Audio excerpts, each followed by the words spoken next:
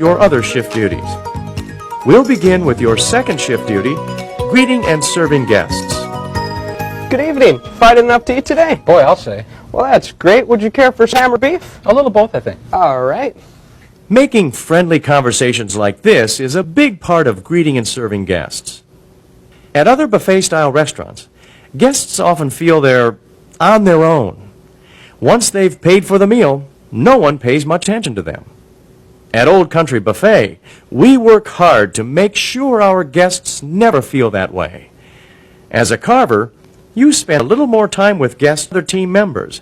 That means you have a great chance to make them feel welcome and appreciated. By greeting the guest warmly and holding brief conversations as you serve them, you say to our guests, "We're glad you're here." Let's take a closer look at greeting guests. Every conversation you hold with a guest should begin something like this. Good evening. Or, Hi, how are you? once you've greeted the guest, start a brief conversation.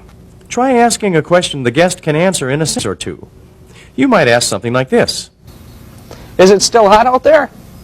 Or this. Did you catch a game last night? Or this. Have you tried the lasagna? It's my favorite.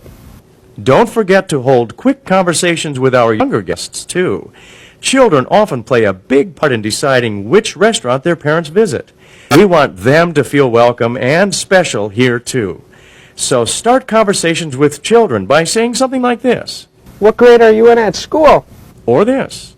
Have you decided what dessert you're going to have? Or this. Do you like hot fudge sundaes?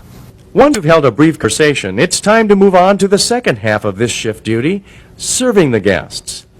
Begin by asking, Would you care for some ham or beef? Ham, please. once guests have chosen what meat they want, you'll carve a slice of it. Exactly what size of slice you will serve will be a judgment call on your part, unless the guest makes a special request. We don't limit the guest can have. We do, however, manage it to reduce waste. Here are some guidelines for knowing how much meat to serve a guest. When your guest's plate has very little on it, carve a full cut. Lay it over the bare portion of the plate. Children usually prefer smaller portions. Carve them a smaller cut. Place it on an open section of the plate.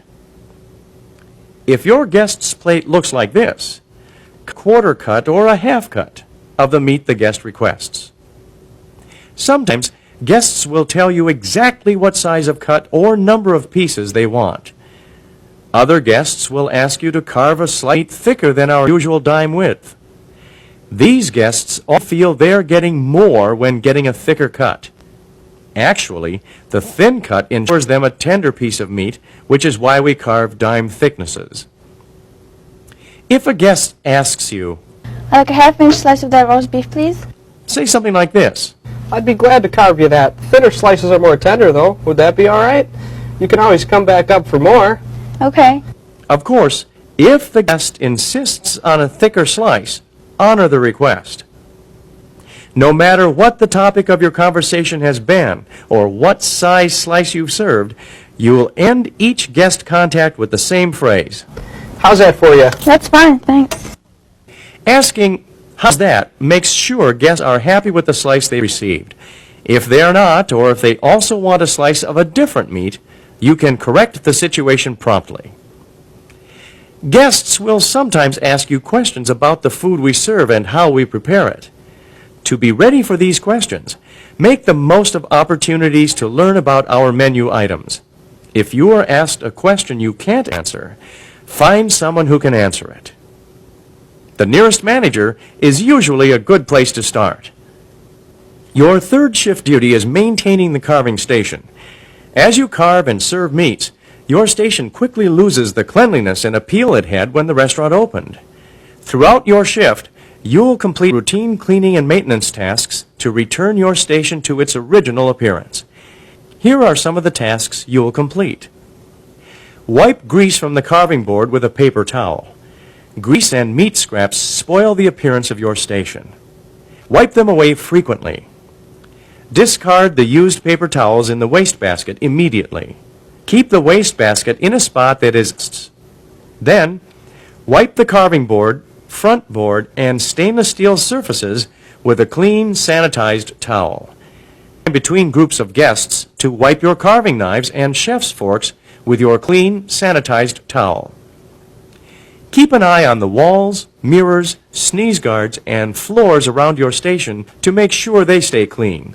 If they aren't, use the time between guests to clean them.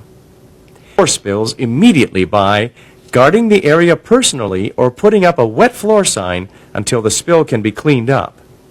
Damp mopping the area with hot, soapy water, and leaving the wet floor sign in place until the area is completely dry. Be sure to wash your hands after performing every cleaning task. Rinse out your towels frequently in sanitizing solution. Towels that aren't sanitized frequently not only are unappetizing to look at, but they also leave streaks on the stainless steel. Maintaining the carving station includes maintaining carving knives. To keep your knives sharp and ready to carve, you use a grooved steel rod called, appropriately, the steel doesn't actually sharpen the knife. It hones it by aligning microscopic burrs on the edge of the blade. After cutting about 10 to 15 slices of meat, you will notice that your knife isn't cutting as easily as it was when it was first sharpened. It's then that you'll use the steel to restore the knife's edge. Here's how to use the steel. Note that the process is described for right-handed carvers. If you are left-handed, reverse the process. Before you start, put a carver's protective glove on each hand. Hold the steel in your left hand. Hold the steel so the point is up. You will keep the steel's tip up throughout this process. Hold the knife in your right hand. Place the blade of the knife at the base of the steel on the side furthest from you. The cutting edge should be facing up. Blade up the steel, working left to right. Make sure the entire blade is drawn across the steel. Next, blade of the knife at the tip of the steel on the side closest to you. Again, the cutting edge should face up. Draw the blade down left to right. This hones the other side of the blade's cutting edge. Repeat this process several times on each side of the cutting edge.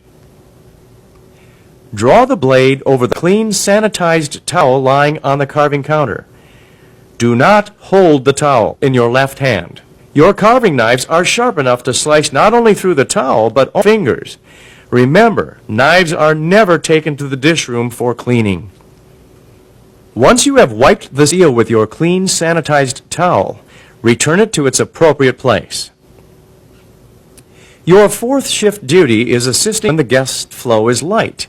When there are no guests at your station and you're caught up on your own tasks, you'll assist line attendants. Your final shift duty is doing whatever it takes to take care of the guests. At Old Country Buffet, serving guests is our #1 priority. You have many opportunities throughout your shift to lend a helping hand to our guests. Every time you offer that helping hand, chances are you increase guests' satisfaction with his or her visit. Before we leave your shift duties, let's take a minute or two to look closely at something you need to be aware of every minute you're on the job. Safety. As a carver, you work in an area with a high potential for accidents. Sharp knives, grease from the hand, and the rush of a busy shift can sometimes combine to create a disaster. That's why you need to always work safely. Here are a few things to keep in mind. Treat your knives with respect.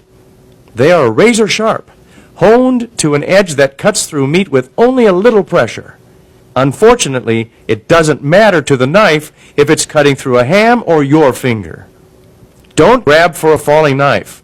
Let it hit the floor. In your haste to prevent it from falling, you stand a 50-50 chance of grabbing the blade, not the handle. Take extra time and care when you're washing knives. When both your hands and the knives are wet, it's easy to slip if you're hurrying. Slow down and complete the job safely. Never place knives in bus tubs, Lexans, or sinks full of soapy water. Use only sharp knives. Believe it or not, Dull knives are more dangerous than sharp knives. Because you have to work harder to get a dull knife to cut, the chances of cutting yourself or a guest are much greater. Finally, be aware at all times of where the guest's hands are. Without realizing it, guests may move their hands in the path of your knife. Keep an eye out for this potential.